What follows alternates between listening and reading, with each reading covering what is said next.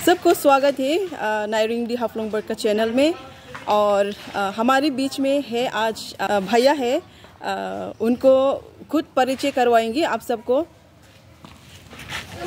Hello, जय Hind friend, Mehul Bharat यात्री here. English में इसलिए बोल रहा हूँ कि आई थिंक यहाँ पे इंग्लिश ज़्यादा चलती है, बाकी मुझे हिंदी में बोलना ज़्यादा अच्छा लगता है। तो ये दीदी है, इनका चैनल है और क्यों वो वीडियो बना रहे हैं और हम कौन है वो जैसे प्रश्न करेंगी दीदी वैसे हम आंसर देंगे, क्योंकि इनकी जो हिंदी बहुत ही मिठास भरी है।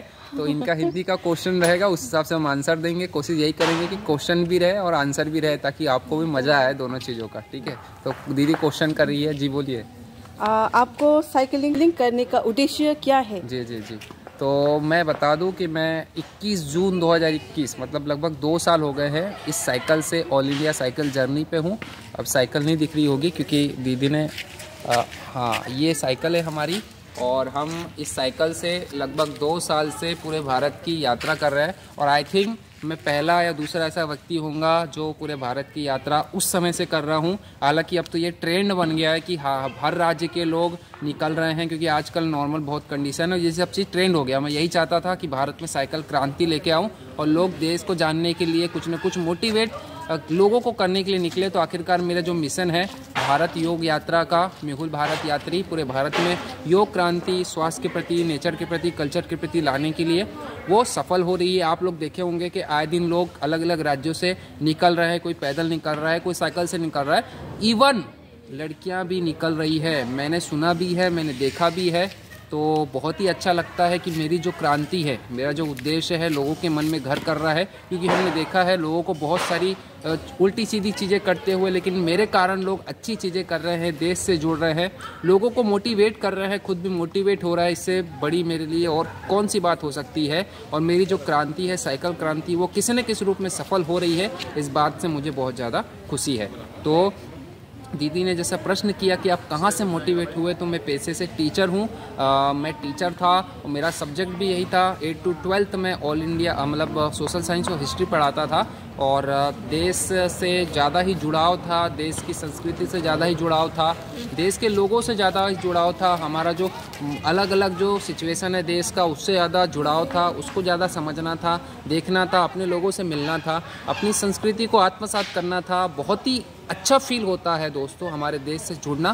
बेसिक सी बात है, हम भी जब निकलते हैं बाहर तो हमको बहुत ही अच्छा लगता है। इस कारण से जब भी हमें समय मिलता है हम यह अवसर की प्रतीक्षा में रहते कि कब हमको छुट्टी मिले, कब हमको समय मिले, ताकि हम कहीं ना कहीं घूम के आए। तो बस वही घूम के आना हमको आनंद देता है। तो बस वो एक बार का घूमने का आप निकलते हैं और मैं एक बार में पूरा भारत के को घूमने निकला हूँ। जी दीदी पूछिए। आपका जो प्रवास है वो कौन सा स्टेट से शुरू किया? जी, मैंने जो अपनी जर्नी है, जो भारत की यात्रा है, वो 21 जून 2021 से स्टार्ट की है, मध्य प्रदेश से। मध्य प्रदेश में ही मैं टीचर था और वहीं पर भी मैंने कुछ सेक्शन अपने पढ़ाई के वो कंप्लीट किए हैं और वहीं से मैंने अपनी जर्नी स्टार्ट की। जी दीदी और पूछिए। और आप या तो मोबाइल उनको दे दीजिए तो वो भी, आप भी चेहरे कैमरे में आ जाएंगी। ये यात्रा करते समय कुछ प्रॉब्लम या चैलेंजेस जो ये आप यात्रा किया करते समय कुछ प्रॉब्लम या कुछ चैलेंजेस फेस करने को मिलते हैं कि नहीं? बहुत मिलते हैं। जैसे कि पहले में बचपन में साइकिल चलाई थी, फिर अचानक से बड़े में ये इच्छा हुई कि भारत की यात्रा करनी है। अब किससे करें, तो अब चुन लिया साइकिल से। अब चुनना तो ठीक था, लेकिन भाई इतने बड़े चैलेंज है साइकिल से करना, मतलब बहुत ज़्यादा टफ होता है। तो शुरू में पूरा शरीर पेन करना, दर्द होना, तो और फिर खान पान, रहन सहन, ये सब चीज़ भी आपको शेड्यूल करना पड़ता है, कहाँ रहना, क्या करना, वो सब चीज़ें। फिर अलग अलग प्रकार के लोग, अलग अलग प्रकार का मौसम, सब चीज़ फेस करनी। कार में तो आप अपने हिसाब से एसी चालू किया, मौसम को अपने अनुसार एडजस्ट कर सकते हैं। अब हमको तो ऐसा है कि बारिश हो रही तो भीगना है, धूप आ रही है तो तपना है, ठंड हो रही है तो ठिठुरना है। तो ये सब चीज़ें फेस की है और आगे भी फेस करेंगे। और जो आपने ये लक्ष्य चुना है वो कब ख़त्म होगा? वो जी, हमारा लक्ष्य ख़त्म कब होगा? जब हमारी पूरी भारत यात्रा हो जाएगी हमारे हिसाब से। वैसे तो आजकल लोग निकलते हैं, अच्छी बात है, बहुत अच्छी बात है, मैं उनको सैल्यूट करता हूं जो लोग निकलते हैं। बस इतना ही है कि बहुत अच्छे काम के लिए निकलते हैं। तो कुछ लोग महीने, 2 महीने, 6 महीने, 1 साल के लिए निकलते हैं। मेरा अभी 2 साल में लगभग आधा पोर्शन हुआ है।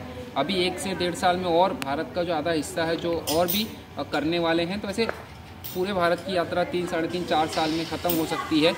प्लस माइनस भी हो सकता है, क्योंकि आपने पहली बार भारत की यात्रा कर रहे हैं, कहाँ कैसे लोग मिलेंगे, कब कहाँ कौन सी सिचुएशन मिलेगी, कितना बड़ा भारत है, या आप भी अनुमान नहीं लगा सकते, हम भी अनुमान नहीं लगा सकते। तो बस यही प्रयास है कि एक बार में जो पूरा पोर्शन है भारत का वो कंप्लीट कर ले। और पूछिए। तो आप बताइए, आप पहली बार नोटिस में होगा, तो नोटिस और नोटिस का बाहर में क्या डिफरेंस है? वहाँ के किसी भी स्टेट के लोग वहाँ की सिचुएशन के हिसाब से होते हैं। जैसे आप राजस्थान में जाओ तो वहाँ पे रेगिस्तान है, तो वहाँ के लोग वैसे मिलेंगे, उनका पहनावा वैसे मिलेगा, खान पान वैसे मिलेगा।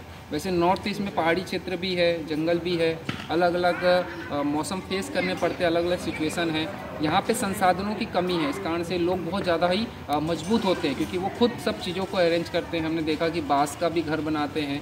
नॉर्थ ईस्ट के बहुत सारे जो स्टेट है वहाँ पर लोगों ने बांस का घर बना के रखा हुआ है, दुकान बनाई है, सड़क भी बनाते हैं। जो वो घर के पास जो गेप रहता है वहाँ पे भी उन लोगों ने दुकान है। ऐसे बहुत सारी चीज़ें वो खुद कलेक्ट करते हैं, तो बहुत ही अच्छा है। जैसे मैंने बताया था कि यहाँ पे बांस और लकड़ियों का ज़्यादा उपयोग किया जाता है।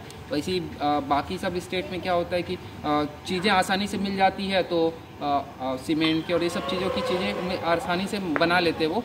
तो नॉर्थ ईस्ट और ये है कि भाई सब जगह के अपना अपना खान पान है, रहन सहन है, यहाँ के लोगों का अलग रीति रिवाज है।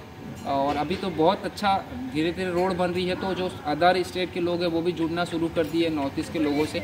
तो धीरे धीरे आप लोग को भी समझ में आने लग जाएगा कि भाई अदर स्टेट के लोग कैसे हैं, और हमको भी जैसे अदर स्टेट से आते हो हमको भी पता चल जाता है कि भाई इस प्रकार से नॉर्थ ईस्ट के लोग हैं। तो धीरे धीरे सबका मिलना जुलना होगा, सब एक दूसरे को जानने लग जाएंगे। और जो मेन उद्देश्य है कि भाई हम सभी एक रूप में एक रहे, एकता से रहे, तो ये उद्देश्य पूरा हो जाएगा हमारा। और लोगों को जो स्वास्थ्य का संदेश देना है कि भाई आप योग करिए या जो भी एक्टिविटी आप करते हैं उसके माध्यम से आप स्वस्थ रहिए, क्योंकि स्वस्थ बोलते हैं ना कि स्वस्थ शरीर में ही भगवान का निवास होता है।